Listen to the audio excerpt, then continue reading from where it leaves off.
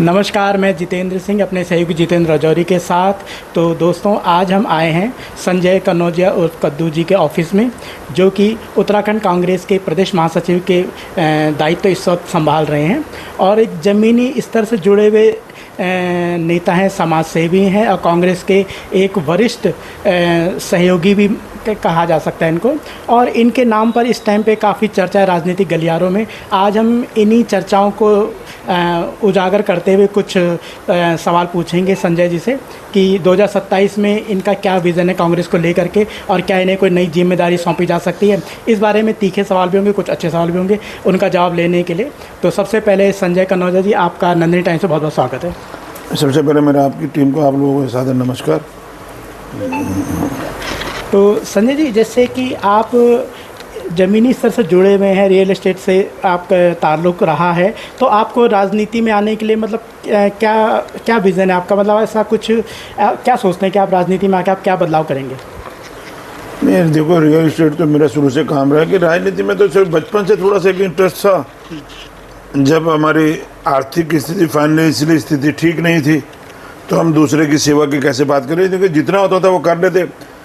आज दिमाग में आया कि अगर कोई चीज़ है, अगर हमने किसको सेवा करनी है तो क्यों ना चुनाव लड़ करके किसी आकर के, अभी तो 2-4 लोग हुए थे जब हम पद पे बैठे होंगे तो 100, 200, 500 लोग हम काम करवा पाएंगे सरकार के और अधिकारियों के माध्यम से। तो संजय जी, जिस तरह से आपकी लोकप्रियता है, आपको एक ज़मीनी स्तर से जुड़ा हुआ कहा जाता है। आप किसी के साथ भी कोई भी शख्स आपके पास अपनी परेशानियाँ लेकर के आता है तो आप उसके लिए हमेशा तत्पर रहते हैं और अपने स्तर से उनकी पूर्ण मदद करते हैं। तो ये जो आपके अंदर सेवा का भाव है, ये बचपन से रहा या किसी विशेष नीति के तहत है? नहीं, ऐसा कुछ नहीं। ये तो आपका या उनका लोगों का कहना है। ये एक प्रयास होता है, कोई आए तो निराश होकर ना जाए। मेरा मानना है, मैं कुछ देने योग्य तो नहीं हूँ किसी को, लेकिन अगर कुछ किसी भाव से कोई आता है तो मेरा कोशिश रहता है कि चाहे छोटा काम हो बड़ा काम हो जाए, जितना मेरे से बनेगा वो मैं करता हूँ। अभी भी 2027 के जो अब ये चुनाव आने वाले हैं उसमें कांग्रेस अपनी कमर कस के बैठी है कि भाई डबल इंजन की सरकार को हटाना है या गिराना है। तो उसमें राजनीतिक गलियारों में इस वक्त आपका नाम काफ़ी चर्चाओं में चल रहा है राजपुर विधानसभा सीट से। तो क्या ऐसा कुछ आपको रुझान लगता है या कुछ आपको दिख रहा है इसमें कुछ भविष्य? देखो, पहली बात तो मैं आपकी बात को डिलाई करूंगा। मैं अपना भविष्य निर्धारित करने नहीं आया उसमें। भगवान की दया से मेरा अपना काम धंधा बढ़िया है, मैंने सेवा भाव से है, मैं सेवा की उससे आऊँ। मेरे को अपना भविष्य नहीं, मेरे बच्चे अपने सेटल है, मैं खुद सेटल लूँ। और राजनीति में मैं भविष्य नहीं, मेरे को एक सेवा करनी है। तो पार्टी अगर जिम्मेवारी देती है तो मैं कांग्रेस को उम्मीदवार बनाती है तो मेरा प्रयास रहेगा चुनाव लड़े, या किसी अदर भाई को भी मिलता है, मेरे किसी भी भाई को भी मिलता है, जिसको भी मिला रहा, हमारा मकसद है कांग्रेस को जितवाना। बाकी तो आप समझदार है, राजनीति एक सेवा है। राजनीति एक सेवा है, ये कहना है संजय कनौजिया जी का। तो जैसे इस टाइम पे जो राजपुर विधानसभा सीट है काफ़ी हॉट सीट मानी जाती है, इसमें कई दावेदार हैं। तो आपको क्या लगता है, जिस तरह से सुनने में आया था कि जो पूर्व विधायक रहे हैं राजकुमार जी, उन्होंने आपसे एक बार कहा भी था कि ये चुनाव मेरा, पिछले वर्ष कहा था शायद कि इस चुनाव मेरा अंतिम वर्ष है, क्या वो इस बात पे कायम रहेंगे? देखो जी, मैं किसी के बारे में नहीं कहता, वो भी मेरे आदरणीय बड़े भाई हैं।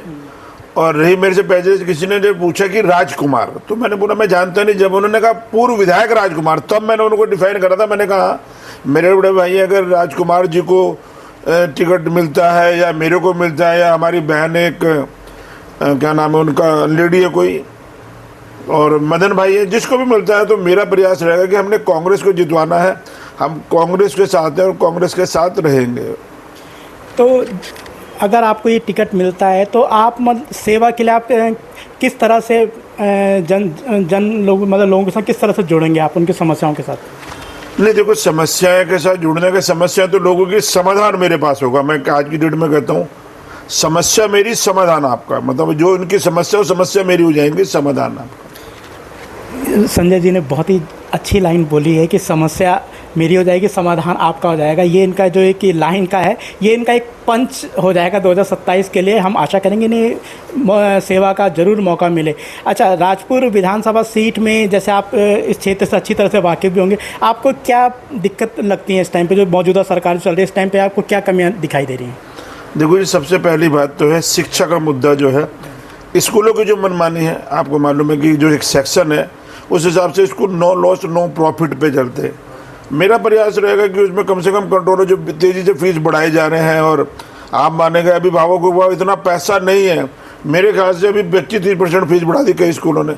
और दूसरे जैसे कि भी आप देख रहे हैं जो बस्तियों में ना बहुत मकान बने हुए हैं जिनके ऊपर तलवार लटकी हुई कभी भी टूट सकती है। अभी आपने दिल्ली का हाल देखा, रेखा गुप्ता जी ने चुनाव जीतने के बाद तुरंत ही मकान तोड़वा दिए, लोग त्राईमाम रो रहे हैं। मेरा मानना है पहले वो हटाया जाए, पहले उनका रहने की व्यवस्था बनाई जाए। आपसे मैंने पहले भी कहा था चैनल के माध्यम से, हमारे पे जगह की कमी नहीं है, प्लानिंग की कमी है। हम क्यों नहीं एक जियो पास करते हैं जो टी स्टेट पड़ा है, सारी बस्तियाँ इसमें एक तरफ समा जाएंगी, सारी एक तरफ देते हैं आप। क्यों उसमें किस में रियायत थी, मुझे नहीं पता किसकी ज़मीन है क्या है। टी स्टेट की ज़मीन है, गवर्नमेंट उसे एक्वायर करे, उनको बना करके देते। ये तो समाधान ये होना चाहिए, क्योंकि किसी की छत उजाड़ने से पहले उसे बसाने का होना चाहिए। मेरा एक प्रयास रहेगा, अगर सरकार में सबसे पहला मुद्दा उठाऊंगा, पहले इनके लिए रहने का जुगाड़ करा जाए, उसके बाद आप कॉरिडोर या जो भी रोड बना रहे हैं उसके बाद बनाया जाए तो ज़्यादा अच्छा रहेगा। संजय कनौजिया जी लगातार ज़बरदस्त लाइनें बोल रहे हैं कि पहले उजाड़ने से पहले उन्हें बसाने की कवायद शुरू की जानी चाहिए। तो संजय जी, इस टाइम पे आप जैसे उत्तराखंड में इस टाइम जो हमारी जो कानून व्यवस्था चरमरा रही है, इतनी घटनाएं घट रही हैं, तो इसको मतलब आप इसकी रोकथाम के लिए क्या करेंगे अगर आपके पास जिम्मेदारी आती है तो?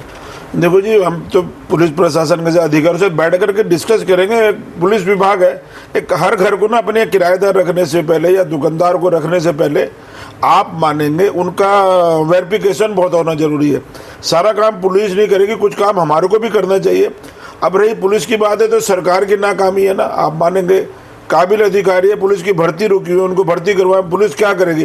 पुलिस के पास तो केवल एक काम है, केवल गाड़ियों का चलान करना, सब्जी वालों पर अटैक करना, ई रिक्शा पर अटैक करना। आप सोचेंगे उन लोगों पर, लेकिन जो बड़े क्राइम है जो भी यहाँ पर, उस पर गवर्नमेंट का ध्यान ही नहीं है। आप पता है बाहर के लोग कौन आ रहे हैं उनका तो पता ही नहीं चल पाता है। और जो इस वक्त जो SIR चल रहा है, इसके बारे में आप क्या कहेंगे? सर, इसमें ना उलझा दिया गया है, हर आदमी को लाइन में लगा दिया गया है। SIR अभी आप मैंने लेटेस्ट न्यूज़ देखा, ये पासपोर्ट को नहीं मान रहे। उस पासपोर्ट किससे बनना? Aadhaar card, PAN card, voter card, ration card और जन्म प्रमाण पत्र से सब बन रहा है। उसको वो नागरिकता नहीं मान रहे। तो अभी तक तो यही नहीं डिसाइड कोई कर पाएगा कि भारत के नागरिक है या नहीं है। अभी आपने लेटेस्ट न्यूज़ देखी होगी। और रही बातचीत, इनका काम केवल उलझाने का है। अभी लेटेस्ट ही मामला है, आप देखेंगे अयोध्या का मामला तो देखो बहुत अच्छा, धन्यवाद करना पड़ेगा कि जो इतना मामला हाईलाइट हो गया। हमारे यहाँ केदारनाथ में 200 करोड़ सोना गायब हो गया, कोई सवाल ही नहीं कर रहा है। मेरा कहने का मतलब है, इसलिए उनका झुकाव मंदिर की तरफ ज़्यादा है कि जो चढ़ा हुआ है तो वो हमारा है। वो विधायक खरीदने में वो पैसा लगाए जा रहे हैं लोग, और आप सरकार बनाने में। हकीकत में गिनती करवाएं कहाँ से क्या काम हो रहा है। और एक मुद्दा जो काफ़ी गर्म है, जो सुनने में भी आ रहा है कि जिस तरह से प्रदेश की डेमोग्राफी चेंज हो रही है, चाहे वो मलिन बस्तियाँ चाहे कहीं पर भी, तो डेमोग्राफी जो चेंज हो रही है इसके बारे में आप क्या कहेंगे? बदलाव आ रहा, आप मानते हैं? मैं बता रहा हूँ, हर आदमी परेशान है, हर आदमी। रोजगार का कोई भी इनके पास सिस्टम नहीं है। अगर ये, मैं आज बोलता हूँ कि अगर हम लोग प्लानिंग से काम करें, ये नहीं कि कांग्रेस या बीजेपी, हम बैठ करके डिसाइड करें। रोजगार की भी कमी नहीं है, इनको करवाने के तरीके नहीं है। जैसे कहते हैं हम छोटे उद्योगों के लिए लोन दे रहे हैं, मत दो लोन उनको सामान बनाओ, उनको बाई बैक की गारंटी लो। आप मान के जो छोटा सा कप हो गया, छाता हो गई, चप्पल हो गई, राखी हो गई, फुलझड़ी हो गई, राखी हो गई, और मेरे घर में बहुत से 1000 आइटम है। इनके रॉ मटेरियल आप घर घर पे ला के दें, उनसे बाई बैक की गारंटी ले। क्यों नहीं हम उत्तराखंड प्रदेश को मंडी बना सकते हैं? अब आप उसको लोन देते थे, वो लोन पता नहीं क्या करते हैं, सेटिंग से लोन मिल जाता है, लोन का इस्तेमाल सही नहीं होता है। हम उसको रॉ मटेरियल और लिखित में एग्रीमेंट पे माल बनवाएं, उस बिहार पे उसको माल को परचेज करें तो ज़्यादा अच्छा रहेगा, क्योंकि हर घर में रोजगार दिया जा सकता है। जी, हर घर में रोजगार दिया जा सकता है, ये कहना है संजय कनौजिया जी का। अच्छा, एक जिस तरह से संजय कनौजिया उर्फ कद्दू भाई के नाम से आप ज़्यादा फेमस है, प्रचलित है, ये नाम आपको कैसे मिला? इस नाम से आपको क्या लगता है? नहीं, ऐसा तो आपका कहना है कि मेरे को जहाँ तक पता है कि हम कभी किराए पे रहा करते थे, तो जो हमारे लैंडलॉर्ड थे तो उनको लोग कद्दू का नाम जो चिढ़ाते थे। तो मैं बहुत छोटा था, वो उसको लोगों को पत्थर मारते, तो मैंने भी पत्थर मारना शुरू बचपन में, तो मेरा नाम जब से पड़ गया था कि लोग कद्दू का नाम से। मेरे को पता नहीं क्या था उस समय, वो पत्थर मारता, मैं भी मारता, तो इसलिए मेरा नाम पड़ गया था कद्दू का नाम से। जी। तो राजपुर विधानसभा सीट से अगर आपको जिम्मेदारी मिलती है तो क्या आप इसके लिए तैयार हैं? मैं तो सर पूरी तरह से तैयार हूँ, लेकिन मैं एक शब्द और भी बोल रहा हूँ आपसे तैयारी हूँ, चुनाव जीतने के लिए लड़ रहा हूँ मैं टाइम पास नहीं। मेरे लिए कोई भी आदमी हो, किसी भी धर्म का हो, मैंने उसकी सेवा कर दी है। मैं नहीं कहूँगा ये उस पार्टी का, लेकिन नेता किसी पार्टी का नहीं होता, नेता एक सेवक होता है, वो क्षेत्र का विधायक होता है। आज पुष्कर सिंह धामी जी को कोई कहते हैं कि बीजेपी के वो मुख्यमंत्री नहीं, वो प्रदेश के मुख्यमंत्री हैं। बीजेपी से जीते हुए कैंडिडेट जरूर, लेकिन मुख्यमंत्री प्रदेश हो, उनको प्रदेश का ध्यान रखना पड़ेगा। इसीलिए मेरा एक प्रयास रहेगा, मैं चुनाव जीतता हूँ और जीतने अगर वगर की बातें अगर मैं तैयारी करता हूँ, भगवान पार्टी ने मुझे मौका दिया तो ज़्यादा से ज़्यादा जो सरकार से मिलने वाली सुविधाएं होंगी उनके घरों तक पहुँचाना। और एक दूसरी चीज़ आप मानेंगे, सबसे बड़ी समस्या मैं जो राजपुर विधानसभा में देख रहा हूँ, सफाई जो कर्मचारी हमारे लोग हैं ना, उनको जिस समय वो गटर में सफाई करना, उनको एक प्रॉपर तरह से किट दी जाती है। वो किट दी जाए, उन लोगों का कम से कम 1 करोड़ रुपए का बीमा होना चाहिए। उनको क्या 2, 4, 5 लाख रुपए डाल देते। अभी मैं बाहर गया था, जितना छोटा काम उतनी ज़्यादा सैलरी, और हम इंडिया में रह के जितना छोटा काम उतनी कम सैलरी। इस चीज़ पे गौर करना पड़ेगा। हम लोग को छोटा काम हम लोग तो नहीं कर पाते ना, उनके बारे में हमें सोचना पड़ेगा। इस बात को आप भली भांति जानते हैं कि आज की डेट में मीडिया की क्या स्थिति है। आप अपने बारे में बताएं।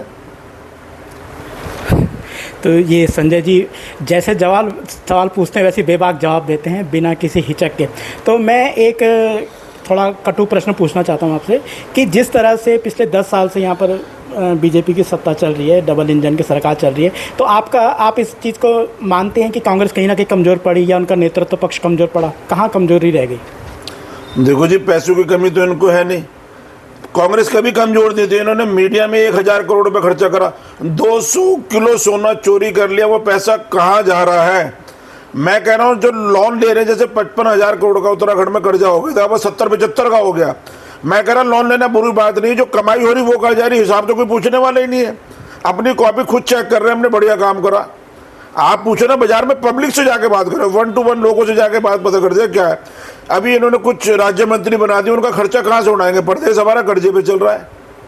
आप इस बात को ठंडे दिमाग से सोचें। आप कोई भी कह रहे हो, आप मानोगे इनके पास सारे मीडिया इन्होंने खरीदा हुआ। मैक्सिमम मैं कहता हूँ, जिसे लोग गोदी मीडिया कहते हैं, 1000 करोड़ रुपए का खर्चा, 1000 करोड़ रुपए की तो फैक्ट्री डाल सकते थे, इन्होंने डाली नहीं। और शीर्ष नेतृत्व मतलब जो नेता प्रतिपक्ष भी हैं राहुल गांधी जी, उनका जो आगाम यहाँ पे दौरा था वो किसी कारण से स्थगित हो गया था, तो उससे आपको क्या लगता है कि कुछ नुकसान हुआ 2027 के लिए कांग्रेस को? नुकसान तो कोई हुआ ही नहीं। कमाल की बात है, हमारी उत्तराखंड सरकार इतनी घबराई हुई थी, एक व्यक्ति ने पूरी भारत सरकार हिला रखी। पूरा मीडिया उनके अगेंस्ट है, पूरे नेता पूरे मंत्री उनकी खिलाफत कर रहे हैं। इसका मतलब पावरफुल कौन हुआ? आप माने, हमारे राहुल गांधी कहते हैं ना, अगर किसी को बुरा करने के लिए भीड़ की जरूरत है, जीने के लिए तो प्यार ही काफी, इसलिए वो आगे चल रहे हैं, प्यार से जीतेंगे और देख रहे वो आएंगे 100%।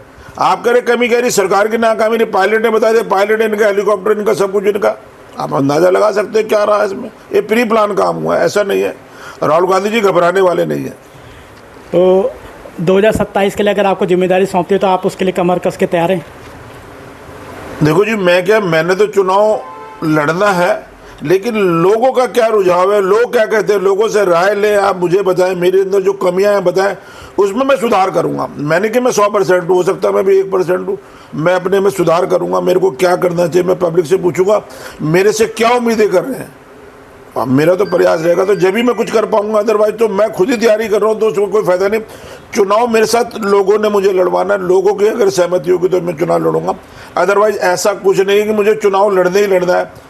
भाग्य से बड़ा कुछ नहीं है। मेरे और भाई भी तैयारी कर रहे हैं। जो शीर्ष नेतृत्व डिसाइड करेगा, टिकट देगा, तो मैं बढ़िया चुनाव लड़ूंगा। चुनाव जीतने के लिए लड़ूंगा, चुनाव नहीं लड़ूंगा मैं जीतने के लिए। जीत के मैं सीट का इतना कह सकता हूँ।